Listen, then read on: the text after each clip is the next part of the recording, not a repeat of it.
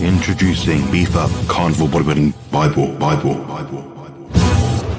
The ultimate guide for men and women to lose fat and build muscle. And the best part, it's only $12. Don't miss out on the most detailed resource available. Get a copy now at compositionconsultant.com. Hello guys, welcome back to another session of Carnivore Muscle Ramblings with myself and the lovely Nicole. So be happy to answer any questions that you do happen to have. But before we do that, we're going to have a little catch up because we haven't spoken in perhaps about a month or something maybe. So what's going on? Yeah, a lot. So I'll just hit the wave tops. Quitting my job January 31st. I'm excited. I'm taking the entire month of February off. Then me, my mom, and my cousin going on a cruise to the Caribbean in March. And then when I get back, I am going to freelance as an instructional designer and e-learning developer.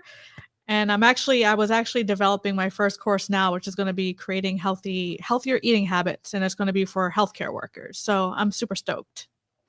That's pretty cool. I like that. Lots of stuff going on.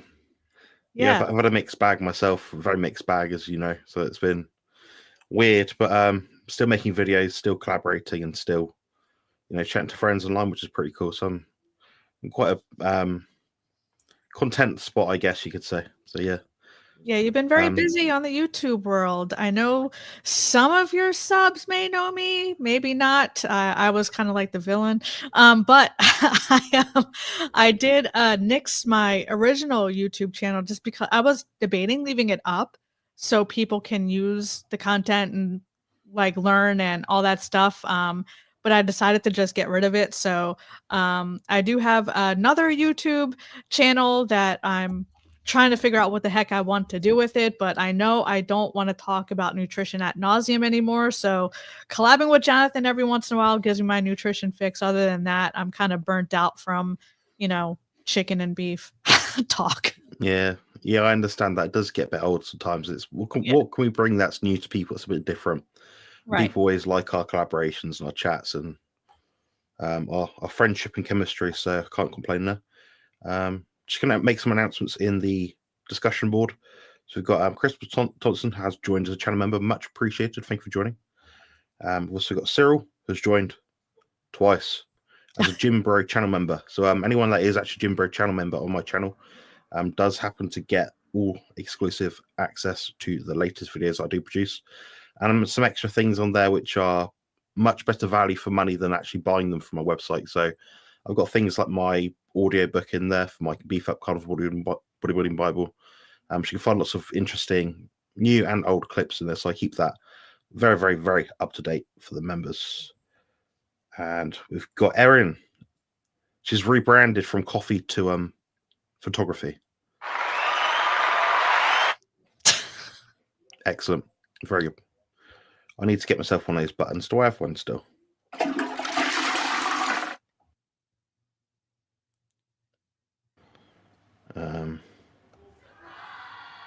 Hey. A bit louder, I think. Very good. We've both got the buttons now. Anyway, let's carry on. So thank you for joining, Erin. Since I'm first, I have a question. Cool. There's loads of people. Oh no, they are first. Incredible. Okay, we'll answer your question then, apparently. So how to get back on track after a couple of days of eating sweets and carbohydrates? Interchangeably used. I think they're all the same, generally speaking. What's your take? Is this something you work with particularly more closely, but given your background and experience and the service you provide? So, yeah, for sure. I mean, the easiest and the most obvious answer is to stop eating them. But I think the easiest thing is it depends on where you are in your journey, right? Like if you're just starting in your journey, it's going to be harder.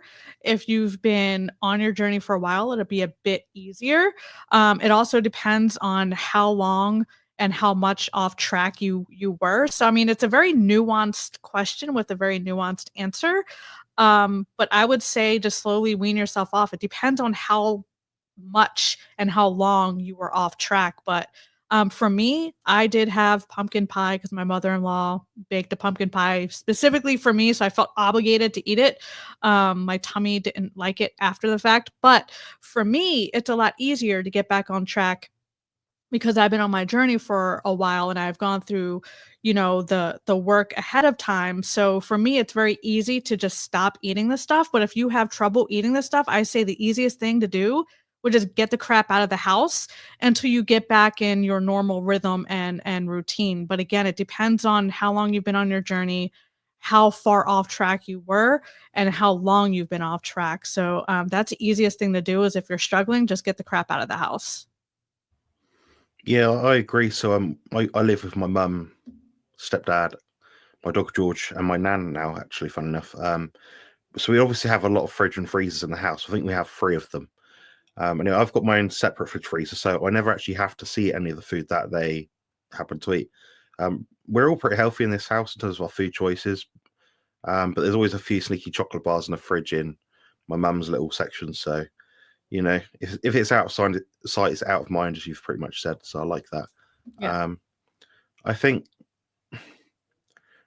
sometimes you can try and regift it as well. If it's like, someone who's got like a load of kids and they haven't got much money, you've got like a multi-pack of, potato chips in there and like 20 chocolate bars, like mini ones. Maybe, okay, just say, all right, I'll have one for myself, but I'll give more away. So that's a better way of looking at it. Because you feel good because you're actually giving someone something else. A lot of people bring their leftover stuff to their office. Like after Halloween, one of my coworkers brought their bag of chocolate into the office and just left it in the kitchen. By the end of the day, it was gone. I didn't eat it, but if you bring it to the office, like Jonathan said, people will eat it. But he did elaborate down below at 12:12 my time. Yeah.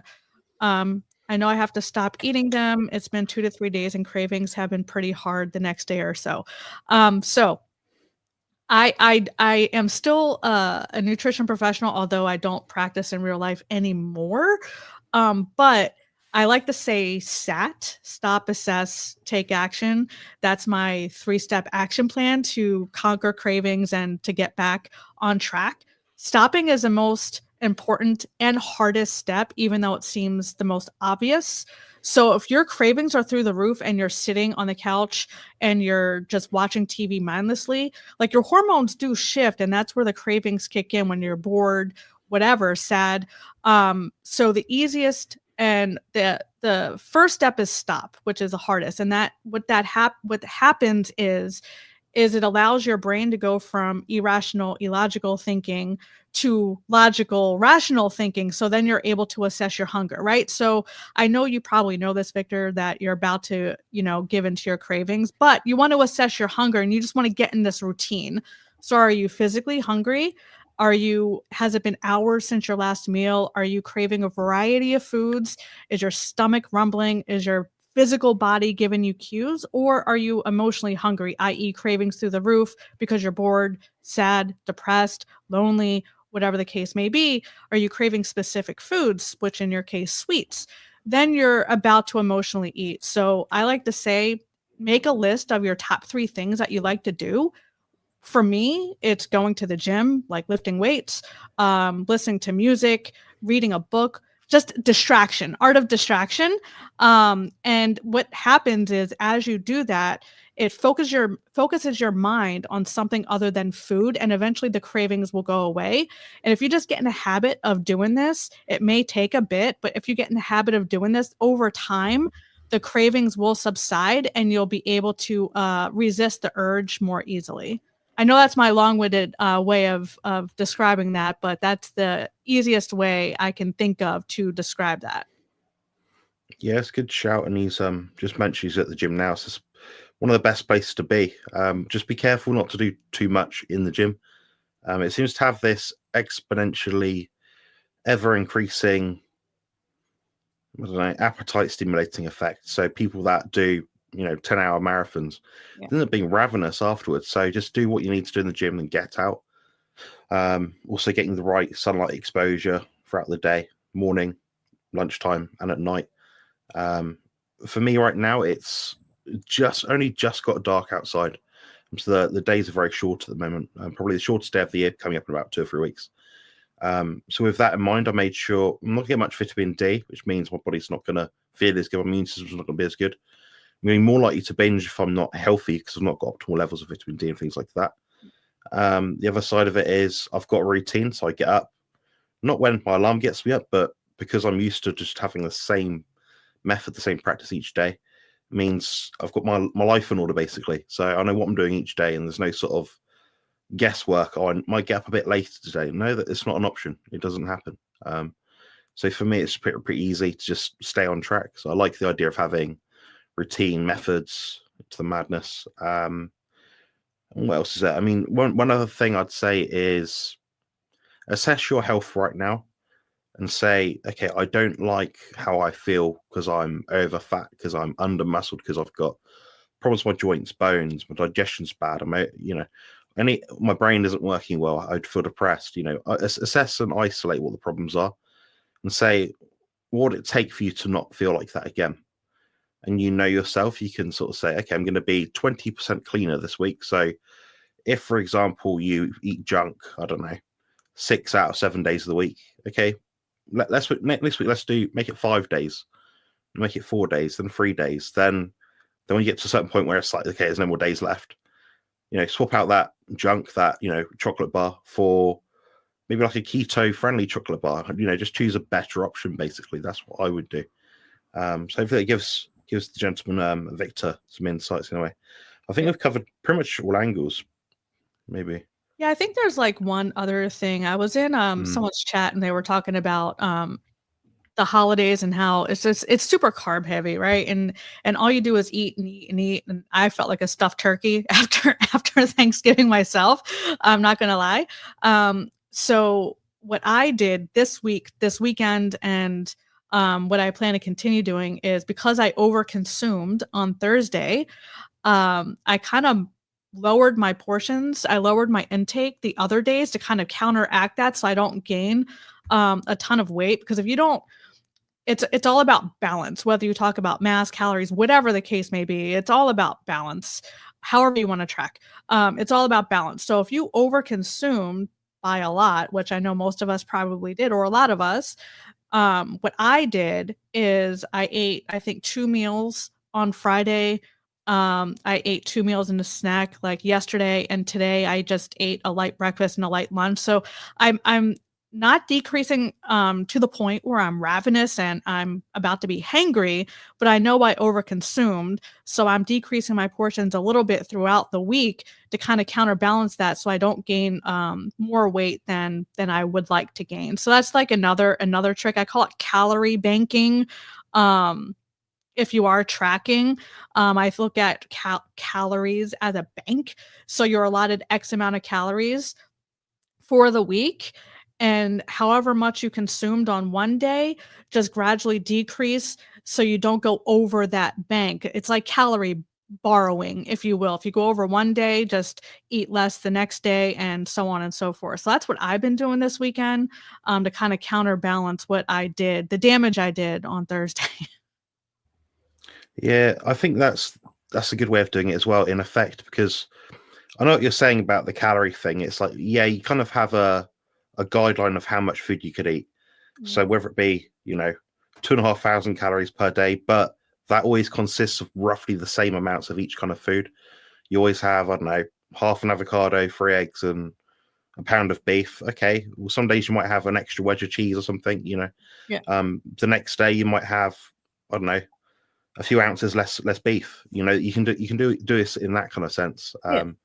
You can do the macros as well if you're a bit more dedicated, I'd say, but for some people it can just stress them out. In which case, just default back to the carnivore diet and just perhaps do a mini leptin reset. So lots of fatty fish, omega-3, vitamin D, sunlight exposure throughout the day, not overdoing it, getting some exercise each day, trying to hit a set step count each day, then go from there. I think I like the idea of having a way to track things and have some sort of balance and consistency with what you're doing in the week is really good. But I also apply it to other things as well, like exercise. So for me, I know I could have done 4 gym sessions this week, but next week it mean I'd do 2. So I have chronic fatigue syndrome. So I have basically this idea which is called like the spoon analogy or the spoon method. So the idea is you work out your baseline. So imagine like a detox carnivore diet, elimination diet. Okay, you might find, okay, my baseline where I feel my best is 2 cups of coffee per day, on a tablespoon of salt, 2 ribeye steaks, and 4 eggs, something like that. You might find, okay, let's see what happens if I take 1 egg off. Okay, what happens then, and how are you going to measure what happens then?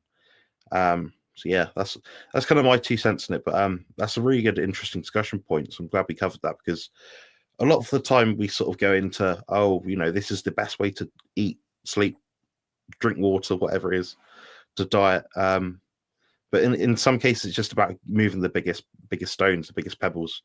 So clearing the path, basically, so you can walk forward. Yeah. Nicely done. So I'm just going to address Juliet. So Juliet is a lovely channel member, my channel, and she's also a very loyal subscriber of Nicole's. Sorry, I'm a bit out of breath, guys. Yeah, I didn't sleep very well last night. I had a late night. But yeah, she is just saying happy Sunday, you guys. I'll be watching this on both your channels today. Thank you very much. So the algorithm can show some love for you both. Aw. Brilliantly done. Much appreciated. Yeah, she's awesome. We should have her on one time. Yeah, we're going to. We're quite friendly behind the scenes, but yeah. I've suggested we have a collaboration at some point, and with, is it Christy or Carrie? I always get a name wrong. Christy? Meeting wellness. Yeah, I think it's Christy. Yeah. Yes, we've got quite a bit in common in that kind of regard. You're a bit weird as well, Nicole, so you can join in. I mean,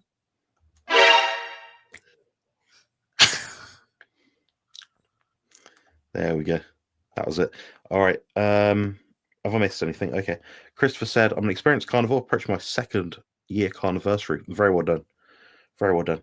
And I eat very clean ground beef, steak, pasture-raised eggs, grass-fed organic, non-homogenized heavy cream in my coffee, and cheese. Nice. So beef, eggs, cheese, and cream. That sounds like a good diet. Yeah, quite sustainable. I like that. Yeah. What are you eating at the moment, Nicole? I've been on a taco bowl kick. Aaron knows this because we kind of eat the same thing, but I've been on a taco bowl kick. It's ground beef. I can only find 80/20, but ground beef. Sometimes I'll add sweet corn, but usually it's just like ground beef, avocado, sour cream, and it is so good and so filling. But the avocado and the sour cream adds a little bit of freshness to it. But yeah, I've been on a taco bowl kick lately, like pretty much every day. I've been eating taco bowls. It's so easy and simple. Yeah, I like the idea of having like some minced beef and a bit of cheese. And if I was out somewhere and I was feeling very very naughty, I'd have it in like a bowl of lettuce, like one of those like leaf things, wrap. Yeah, lettuce wrap. That's what it's called. Yeah. I don't know why I struggled with that one. That's cool. But yeah, what we're looking at. So yeah, Christopher said, I need some advice on little remaining body fat around my belly button. That's a very odd place to have a little bit of belly fat. Vascularity is relatively good elsewhere. 40% body fat, very good. I've never had a 6-pack, but would like to get better in this area. He's then continued with other things just to give a bit of background. So I keep referring to the Carnivore Bible for strategies. Excellent. Great value for money. But just haven't gotten there yet. Should I focus on New York strips over burgers? I'm increasing my activity level and most days OMAD. And he's got a bit more, I think. My eating is completely intuitive at this point with a 1 to 2 day delay. Meaning heavy workout the day or two before will give me the appetite to eat a lot more. Yeah, it makes sense. And lots of salt and boiled eggs and more than sea salt on beef. What are your initial thoughts then, Nicole? I mean, you know more about him than I do, obviously. Since he's a channel member, and I'm sure you've had a lot of interactions with him. So I don't know a whole lot about the diet outside of what he just said, carnivore for 2 years, and it seems like his body fat is good elsewhere. I mean, there's a thing called skinny fat. So if that's what you're talking about, being skinny fat, then that's just tightening up maybe your macros a little bit and just building muscle and working out. They say abs is made in the kitchen. yes, but also the gym. So I say just look at your macros. For me, OMAD didn't work for me because I tended to be ravenous by the meal and I would overconsume. So it's all about finding what works for you. If you work out heavily and intensely, like you said, maybe OMAD isn't the best for me. Like I said, for me, I would overeat. If I have a hard, intense workout and I only had that one meal, I know I would overconsume. So it's about just tightening up your macros, maybe track if you're not tracking for 2 weeks and kind of see where you are on average and make the necessary adjustments. And I don't know what you're doing in the gym. I'm sure Jonathan can kind of guide you in that way, but resistance training and things like that. I would suggest if you're not doing that, a lot of people lean towards cardio, but that kind of just like that's not going to give you the abs. That's literally going to make you drop bot. It can, but people can overdo cardio. So I don't know if you're doing mostly cardio. I don't know what you're doing in the gym, but yeah, I would say just track for 2 weeks, see where you are on average, make the adjustments, and kind of mess with your workout routine. Which I'll kick over to Jonathan to talk to you more about the exercise portion. Yeah, sure. I mean, to my understanding, I don't know if follower is the right word, but I know he interacts a lot with another YouTuber in our space that is fitness orientated. I'll leave it at that. But I'm not much of a fan of the practice that they have. Okay. I find it's not optimized, it's not standardized, it's a bit, how to put it? It doesn't have much direction. So, when you first go to the gym, you kind of say, right, I'm going to go through all the machines in like a big circuit. And some days you think, oh, I love doing my biceps. You do like 5 sets of biceps, but you might do 1 set of everything else. The next time you might do 4 for triceps, 2 for biceps, and 1 for everything else. There's no consistency to it. It's all sort of rucking, then walking, then sprinting, then biking. So there's no sort of deliberate, okay, what's the best bang for my buck that I can do? So I think his training, if he's following that approach, could be more efficient. I know he's got the Beef Up Carnivore Bodybuilding Bible, so he's got the information there, of course, to refer to. In regards to the diet, I mean, I think you raised all the points I'd make. Like, what is the biggest driver?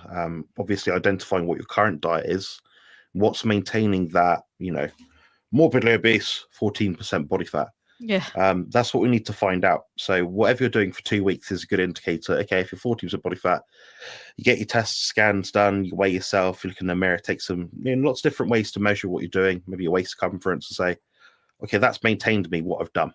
And you've averaged these macros each day. That'd be what I'll be looking at doing first and foremost, the first most important thing. Most cases, people need to reduce fat intake and maintain protein.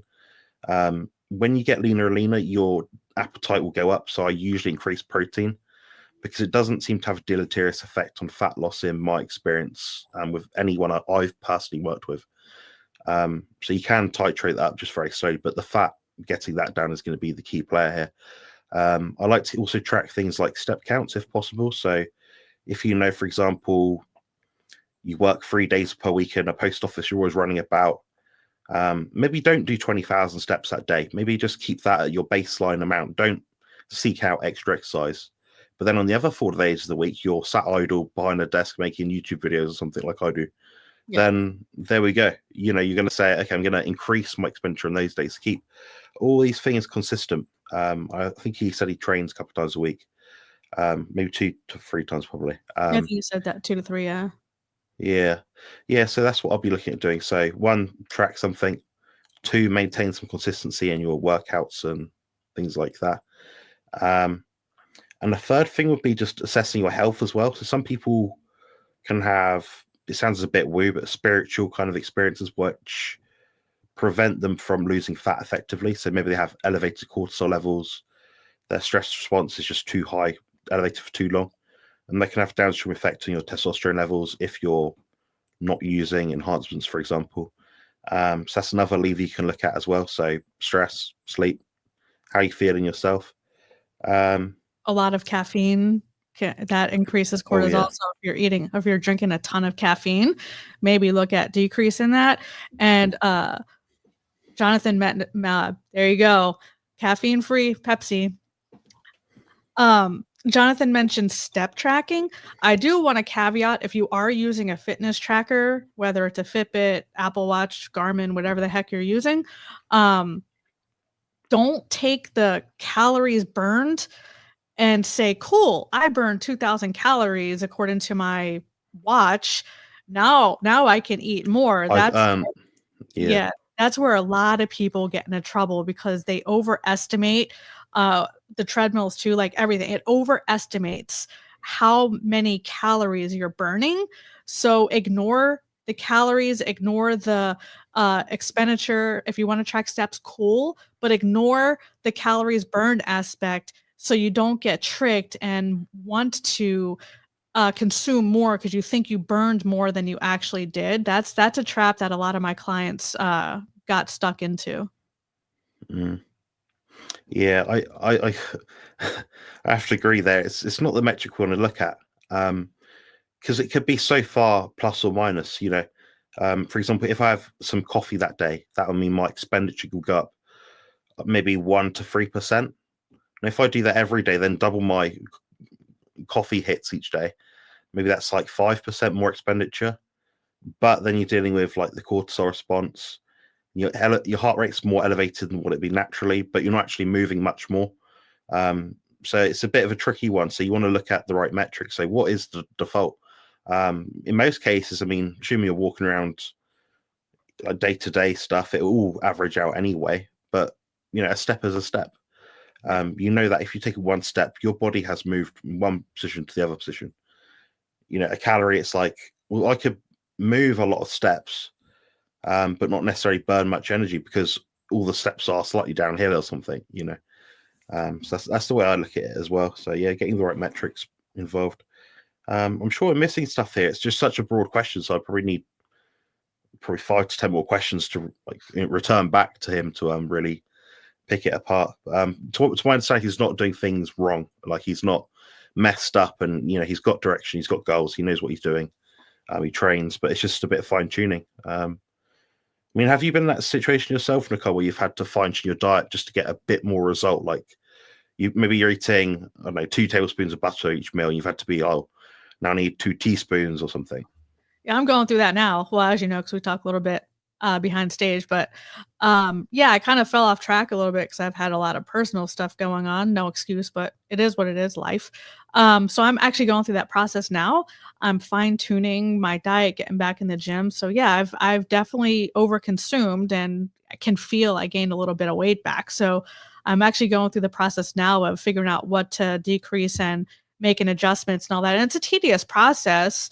But you'll know once you start losing body fat or losing weight, right? We all want to lose body fat is what we mean by weight. So like you'll be able to feel it. You'll feel lighter. Like I notice I jiggle less. I notice I feel tighter. So if you are making the right adjustments, you will feel that you are making the right adjustments. But yeah, it's just trial and error. So I don't track personally, just because for me it's just because of what I do full time. It's just difficult for me to track accurately.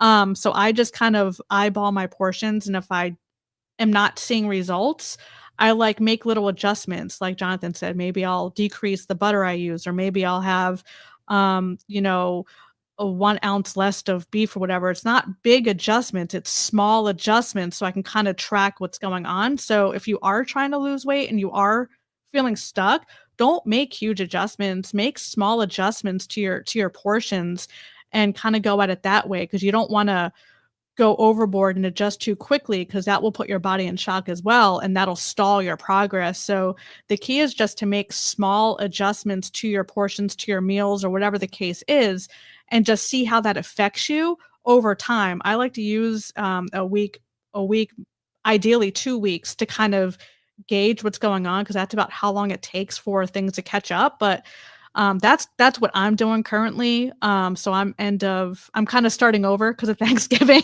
with all that, but that's how I've been trying to get myself back on track.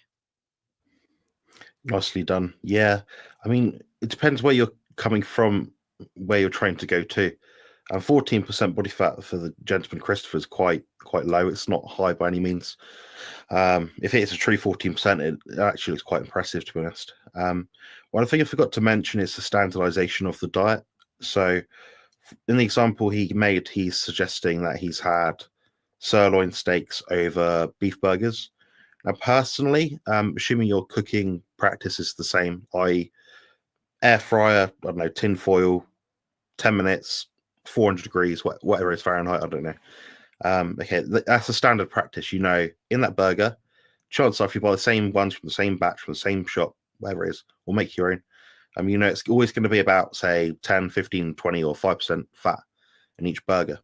Whereas if you have a sirloin, and say you get it from the butcher, say you cut it yourself, and you know, weigh it out, whatever, how do you know if you're having plus or minus 5 grams extra fat? And I know there's a deviation of that much for most steaks because I've actually cut the cap of fat off the steak, weighed it, then compared it to what it says in my chronometer app. So I find the most accurate representation in my nutrition tracking software application to find out how much I'm eating and what the macros are. Now, in the instance that I said of having a burger every day, or say you diet on, I don't know, 10 burgers a day and 10 tablespoons of butter, okay, we'll do 10 burgers with 9 tablespoons of butter, see what happens, run it for a week. If you drop off like 5 pounds, brilliant. Your body's obviously cleared something quite well. But it could also be that the intervention you made before that has a lagging or a stalling effect. Because sometimes it's not so much about, you know, just looking at the number on the scale. Sometimes water weight fluctuations, all these things can happen. And sometimes people just need to run the same program for like 2 to 3 weeks, then they get a massive drop. And I see it's a lot with some people. It's not many people, maybe a quarter of folks where their weight drop doesn't always reflect the diet that they've had. And I know they've been bang on with it because I don't work with people that don't try to be bang on with the diet in terms of like adhering to the plan. So for me, yeah, it's standardizing the food, standardizing the choice, cooking the same way. Then you know, okay, that change did or didn't work. And it's not just a random fluke because all the sirloin steaks you bought that week happened to have a giant 2-inch fat cap on them or something, you know? And then you're cooking it in more fat, and that kind of all that, I call them ninja calories. That all adds up. So if you're like cooking in butter or tallow or whatever, that all adds up, and a lot of people don't factor that into what they're consuming throughout the day. So if you're constantly adding those things in, I call them ninja calories because they sneak up on you, and then all of a sudden you've gained a pound. You have no idea where the hell that came from, but it's those sneaky additions that you make to your food, what you cook in, how you're cooking your food, and all that makes a difference. For sure, yeah. It's the extra stuff it's always extra things like around the house. Like you got a butter dish or something, you're like, oh, I need a bit just to, you know, sear this egg off or whatever it is, I don't know. Or put in my coffee just to give it a bit of cut, I don't know. And you sort of, by the time you've done that a couple of times a day, okay, you're eating, you know, 200 extra labeled food calories and you're doing that every day. There's a problem. There's a massive problem with that one. I want to address this point Christopher made about OMAD and prioritizing protein. See, I think, you know, fasting and high protein diet is useful. Some people can go higher than that amount of protein without any deleterious effect. So you can look at that lever if you're getting particularly hungry. Personally, if you resistance train, your focus is on retaining muscle tissue, but also losing fat. So basically like recompositioning your body. I wouldn't go so much for OMAD. I'll be looking at, okay, how much can I eat in one sitting that satisfies me, but allows me to go about my day without feeling stuffed and bogged down. So you find that amount of food. Then if you know you're trying to hit a macro target, okay, maybe an hour later or a few hours later, you have another little snack or a meal. That's the way I like to go about it, because the problem is if you try to narrow down that margin of or window of eating so much, you're doing the opposite of what your body's telling you. So, for example, I have, you know, Phil Esker, who I do the Carnivore Team GB with. He typically eats 1 meal one day, 2 meals the next day, 1 meal the next day. That, you know, and just alternating like that. It's quite bizarre because you'd think, well, isn't your appetite the same every day? Well, apparently not. Me myself, yeah, I'm regimented. I stick to my diet and I hit my macro goal by the end of that week by plus or minus 1 gram. I make sure of that. So sometimes on a Sunday, I've got like no fat to work with. or some days I've got like about, I don't know, 4 tablespoons of butter with my last meal. So depends what I've been like over the week. But yeah, I'm pretty accurate throughout the week. Yeah, look at perhaps increasing the protein if you do get particularly hungry. Don't deliberately choose a time to eat. Let your body decide. Your body's always going to work in your favor. Now, it's a different scenario if you're, for example, 5% body fat or below. Then your body's going to do everything it can to gain fat. So that's why you have to be more regimented, more strict, track more things, be more standardized, be more measured. And ultimately, that's how you're going to manage your fat loss better as you get close towards an endpoint. And that is if your endpoint was competitive bodybuilding shape. So, yeah, at the moment, 14% body fat down to, say, 10. No sweat. I think you could do that in 3 or 4 weeks with very little hassle, detriment to your life or recovery or training performance. Well, I haven't been controversial in a while, so I'm about to be controversial. So, fasting. So I consider OMAD a form of fasting, right? It's a form of fasting. Going 24, 48 hours, whatever is fasting.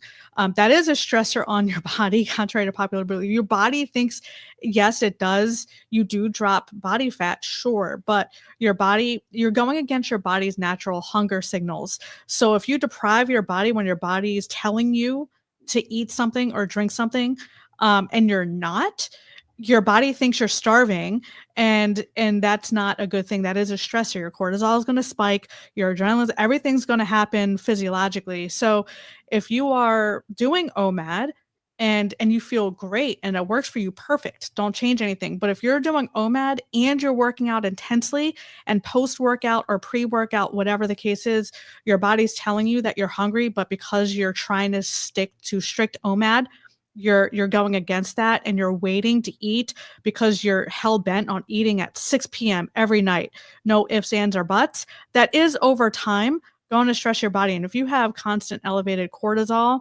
it's going to be harder for you to drop body fat. So the only thing I will say when it comes to OMAD or fasting, prolonged fasting, is to just keep that in mind. If that is not working for you and you are struggling, some people it works great, but if you are doing that and you're still not dropping body fat, or you're still not feeling great, that might be the reason why. You don't want to go against your body's hunger signals. If your body's telling you that needs nourishment, nourish it. Feed your body. There's no need in today's world where we have all this access to food. There's no need to on purpose starve yourself.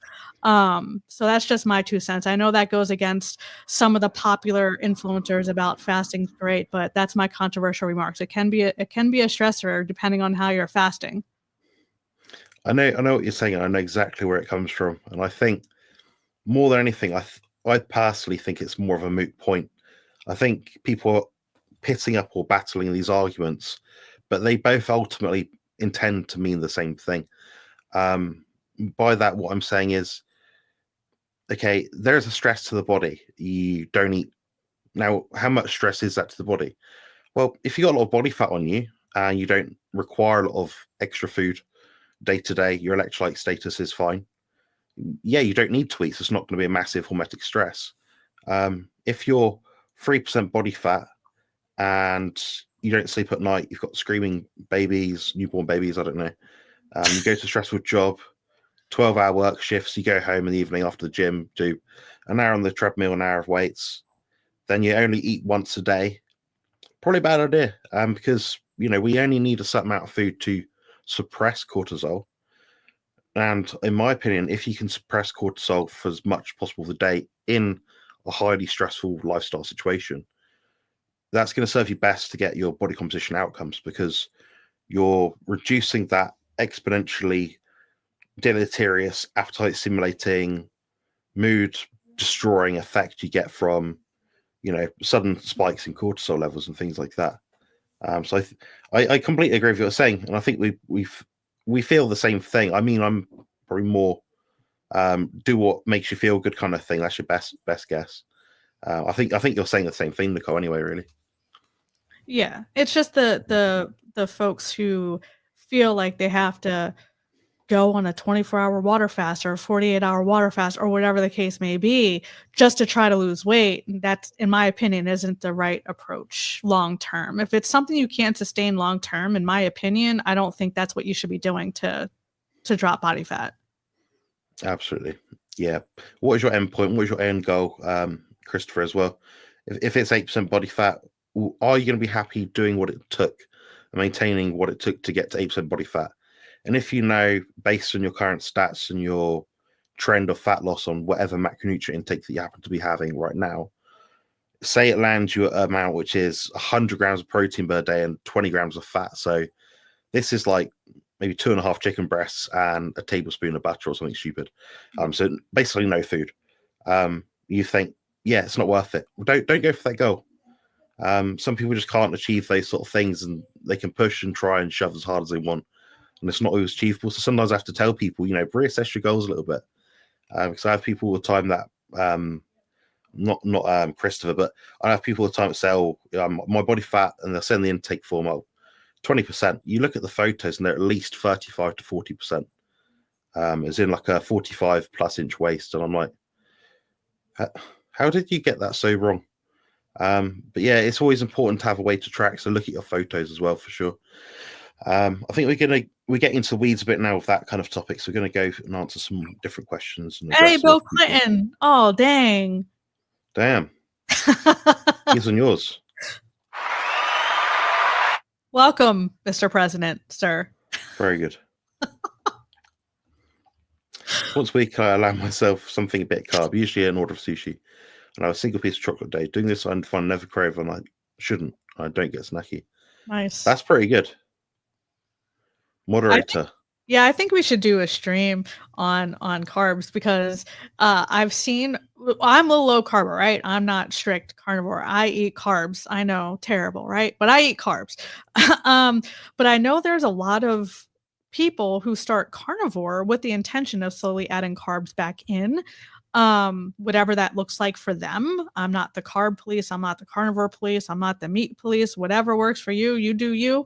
But maybe we should do, because Juliet, she's primarily carnivore, but she does eat carbs. I eat carbs, but I know a lot of people are interested in, incorporating carbs back in. So maybe we can talk about that one, not now, but maybe a future stream. We can talk about our thought process on that, because I know that's a lot of people's interest in the space. Eventually, they would like to add some stuff back in.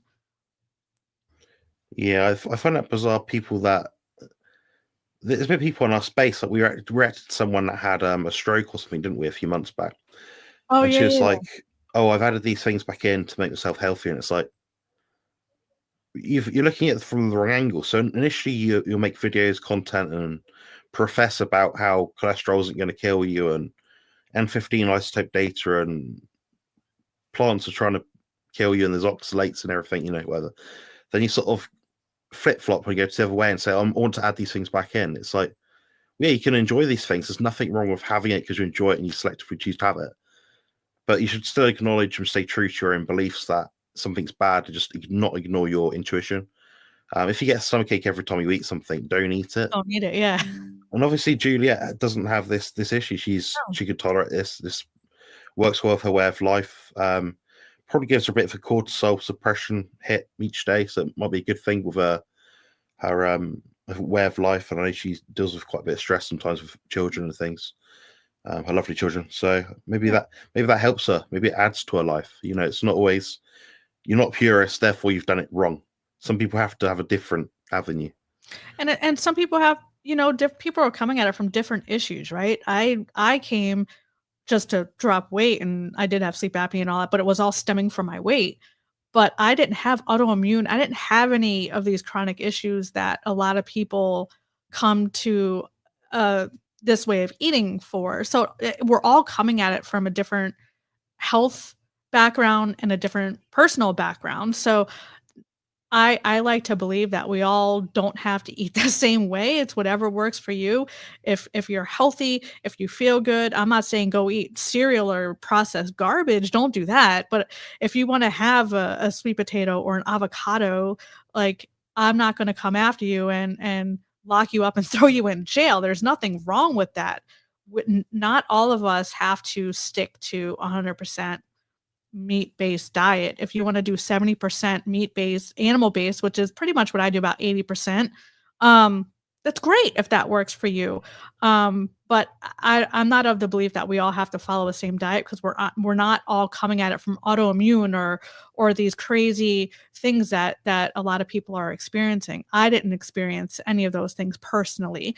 So we all have different experiences with it. So if Juliet wants to eat a bit of carb, cool, good for her if that works for her. And the same goes for, everyone else. But I know carbs is definitely I got the crap kicked out of me back when I was in the space, because I started eating carbs again. So it's not that serious, people.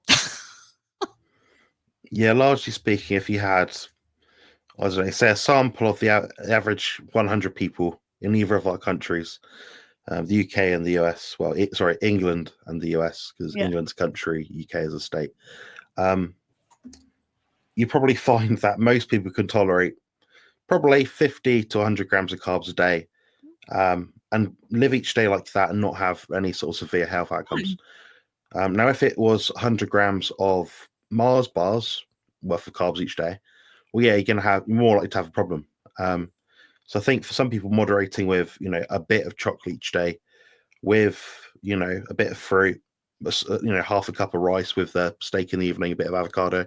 Yeah, it's probably not going to break the bank. It's probably not going to ruin your results. But in my opinion, it's usually outside of not sleeping, hormonal problems, illness, things like that.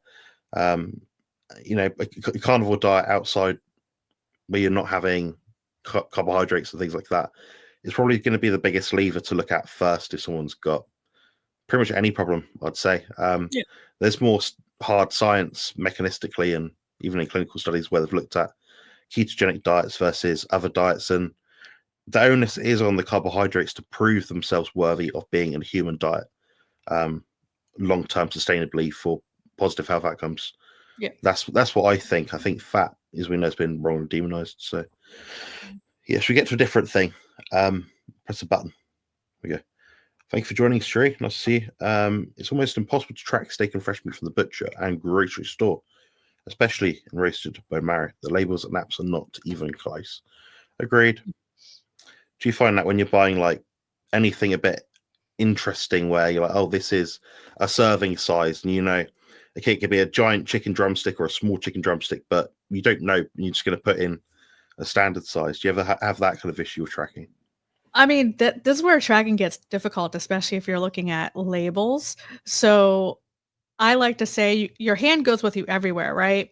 You're not going to bring a scale to a restaurant or whatever. So if you're talking a serving of meat, and I know Jonathan probably knows this, it's the palm of your hand. Now, Jonathan's hand is bigger than mine, so a serving for Jonathan is going to be bigger than a serving for me. But a serving of meat is the palm of your hand, and that's about 4 to 6-ish ounces, the palm of your hand. Now, if you're looking at labels, anything with a label, depending on what you're looking at, if you're looking at meat, this doesn't apply as much, but anything with the label, you want to look at the protein to carb ratio. So if the protein is, say, for instance, 7 grams and the carbs is like 30 grams, that's highly processed. So the further apart the carb and protein ratio is, the more processed it is. The higher the carb, the lower the protein. They can also be off by upwards of 20% in either direction. They can also, there's hidden stuff in there. They don't have to, it's not, certain things aren't regulated by the FDA, like certain line items. So there are things that the manufacturers don't have to disclose to you. They can also be, if you read the ingredients and it says 0 sugar, that's trickery. If you read the ingredients, anything ending in "ose" is sugar.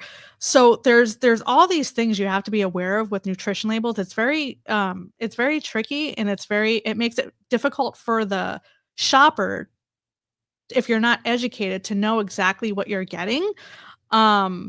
So that's labels in general, but yeah, just use the palm of your hand. The palm of your hand is a serving of meat. No matter what meat you're eating, steak, chicken, whatever, the palm of your hand is your best friend. Absolutely, yeah. It's a pretty good way to standardize it, to be honest. You can't get too wrong there. Yeah. I'm at the point now where I just need to see it on a plate and I can work it out usually. We did get a super chat from Cherie, so I'm going to answer her question. Thank you very much. $4.99. Much appreciated.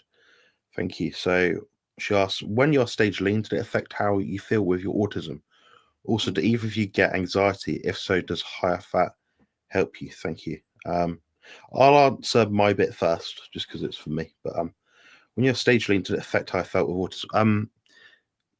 Yes, but I think there's such interesting linkage between autism, fatigue, depression, low mood, anxiety, things like that anyway.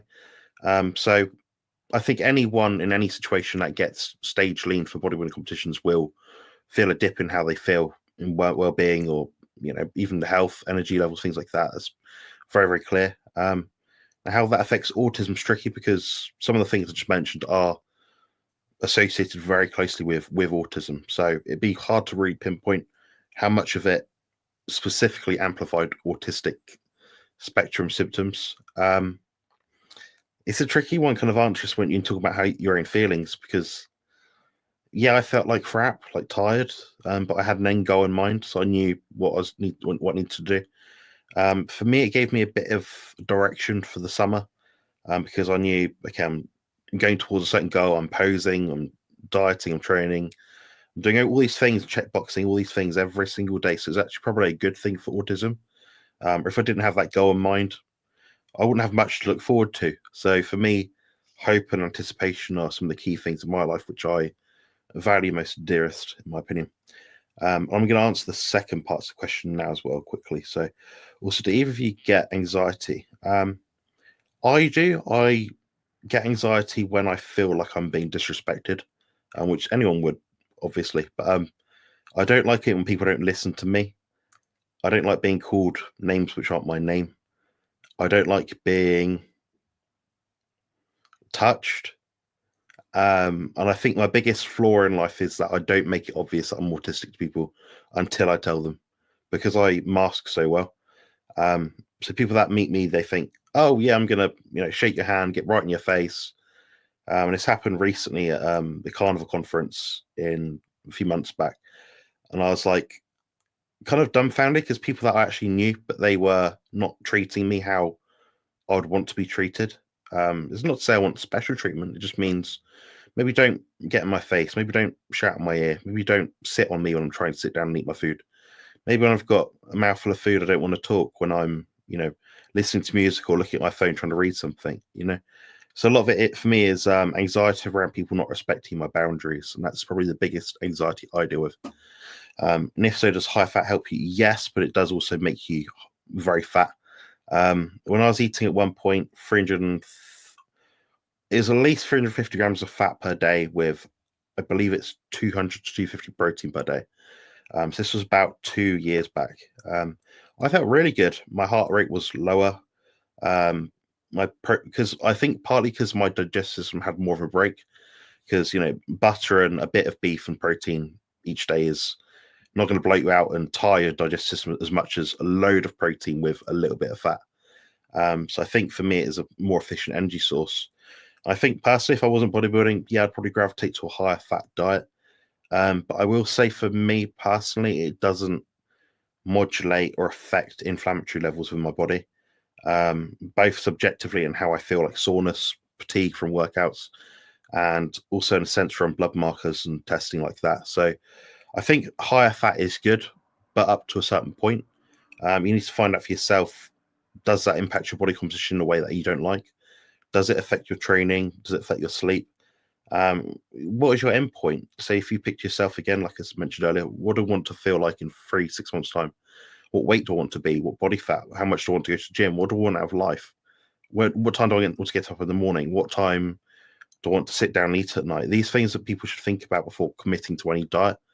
Because if you've got an end point in mind and it's something you want to maintain, you have to be able to realize it by that sustainability point that Nicole mentioned earlier. So that's what I'd be looking at myself. Not so much the idea of a certain ratio or percentage or grammage of fat. If your goal isn't as specific as what mine might be or Nicole's might be right now, but just focus on feeling. Focus on, okay, 5 tablespoons of butter didn't do the job. I woke up in the middle of the night hungry. Okay, you do 6. Did it work? Yeah, okay. But remember, these targets and measures that you're doing can always change. So sometimes you'll need more fat, sometimes less. And I'm the same. Time of year can affect your hydration status, which affects your electrolyte balance, which affects your satiety, your appetite, your hunger signaling for salt, for fat, for even sweet sugar. So your body will ultimately tell you. It wants you. Your body has the blueprint to get all it wants out of itself, and all you want out of it. Just whether or not you tweak the right cogs and let it settle and run the program to let it default back to what it wants to be. But that's my very long-winded answer. So sorry for rambled a bit there, but I wanted to cover a bit of ground. But yeah, you can wrap this up when Nicole, and mention any points you want. Yeah, no, great points. I did struggle with anxiety and borderline depression, like minor depression. I wouldn't call it major depression, but I'm of the belief, yes, diet helps, but I went through therapy and it's a lot of self work. I don't think diet alone, and I know this is obvious, but diet alone isn't going to fix or whatever your anxiety or depression or any mental health. You have to do the work, whatever you struggle with. I struggled with low self-esteem and negative self-talk, and it took me years to overcome that with cognitive behavioral therapy and just putting in the work that the therapist gave me. I learned using those tools. When it comes to diet, that's one of the reasons I went carnivore. Now, granted, I wasn't carnivore super long. That was never my intention to be carnivore forever. I am still technically low carb in a low carb space, but I do eat carb, and I know what helped me nutritionally with anxiety specifically isn't necessarily, like I said, just diet, but dietarily, it's getting rid of the processed foods. Like once I got rid of the processed foods, that made a world of difference in my sleep, my mental health, obviously my physical health. I think, like Jonathan said, fat does help, but there is a good thing. There is a such thing as too much of a good thing. So depending on how you eat or what your diet currently looks like, I would mess with your macros. Um, if you are eating carbs, maybe lower your carbs. That helps me. If I go overboard on carbs, I will notice it in my sleep. And sometimes I will have a regression in my anxiety where it comes back a little bit. I notice it, so I kind of decrease my carbs back. So I would just mess with that. If you're eating carbs, maybe decrease your carbs.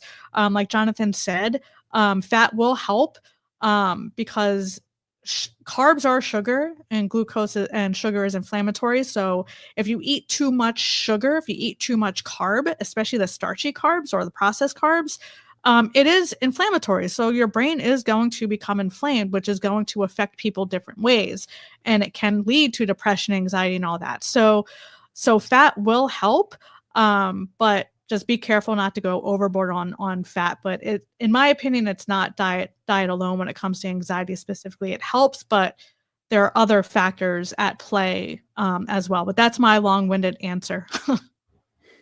Yeah, I love that you said that, because a lot of people in their space, they only talk about macros. Yeah, it's a big lever for something, but there's a lot more to it.